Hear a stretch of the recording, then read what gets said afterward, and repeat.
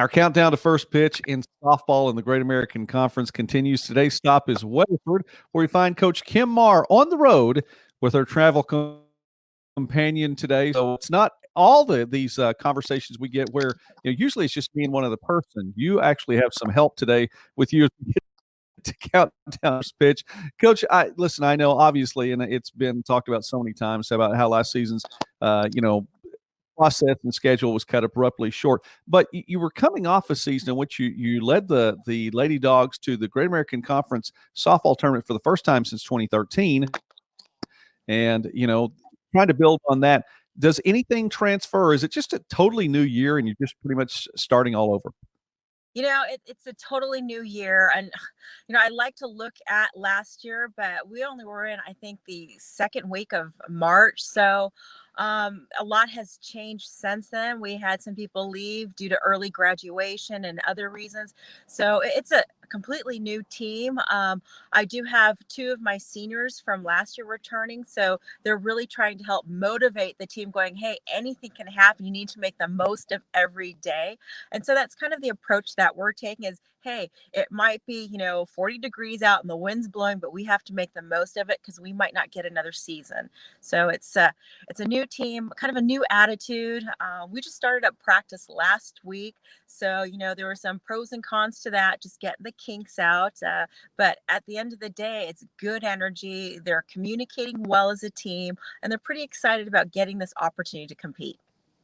That has been something too. I think across the country, that wind has been blowing a Uh, lot lately, and I've been there on campus in Weatherford. It's definitely Rogers and Hammerstein had it right. I think they were actually on campus when they wrote about Oklahoma, and the wind does come sweeping down the plain there. So that you're able to get some practice in on days like that, I'm sure is fantastic. Speaking with Coach Kim Maher, whose Southwestern Lady Bulldogs are picked ninth according to the preseason coaches poll. And Coach, you get things underway. You talk about there being a whole new team, some returnees, including Brianna Simmons, who is one of your leaders, hit 411 last season, 19 RBI in the amount of games that you were able to get in. Absolutely. Bree, she's one of the hardest workers on the team. She will go up to the plate and she will not get cheated. She's going to take her hacks. Defensively, she has good range, really good arm. I'm looking for her to step up in a leadership role and, lead by example. Some of the people on the team, they lead by their words. Brianna's going to lead by example. I just hope she can go into the season, riding a little bit of last season, knowing that she can do it, but also not putting that pressure on her to repeat what she has done. Talk about some other players that we may see, some of your position players, including maybe a couple of new names. Well, at short, we'll probably be looking at Dusty Pence or Keani Barron, who's one of our returning seniors. At second base, we can have Keani Barron at second base, Tara Hibbler, Sydney Carlin, Grayson Williamson over at first base. Hannah Franklin's dealing with some injuries, so if she can get back where she needs to be, that's a good possibility. Behind the plate, we have Ashton McAdoo, who's a returner. We have a freshman, Danny Karma, who is a very talented catcher, so she might be getting some time as well.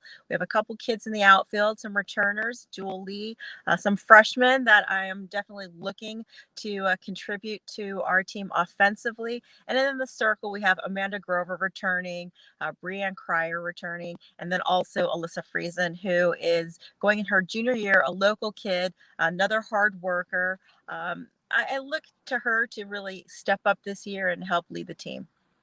Coach, you already took care of my transition into your circle, so you have this down, and I know with all of your experience in coaching over the years, you have this down. And I would just ask you this then to wrap things up. The season gets underway pretty quickly. It's just around the corner, February 26th. You're at home against Southern Arkansas for GAC play, but you have some non-conference competition coming up as well. Yes, we're going to go down to the UCO tournament and then out to, Midwest Texas. Definitely, it's going to be a great opportunity for us to get our feet wet. And for me to get an idea of who plays well together. Not only is it about fielding the ball, throwing the ball, but who's going to have that chemistry on the field.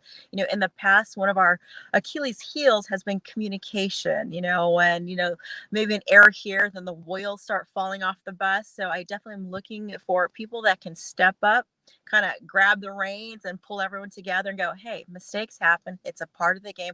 What do we need to do now from this moment on to get the outcome we want? So it's not just what they can do physically, but it's also what they bring mentally. All right, Coach. Well, the team, according to the preseason coaches poll, 9th in the Great American Conference in 2021. Success to you this season, and thank you so much for taking time with us today and counting down to first pitch. Thank you very much. Have a good day.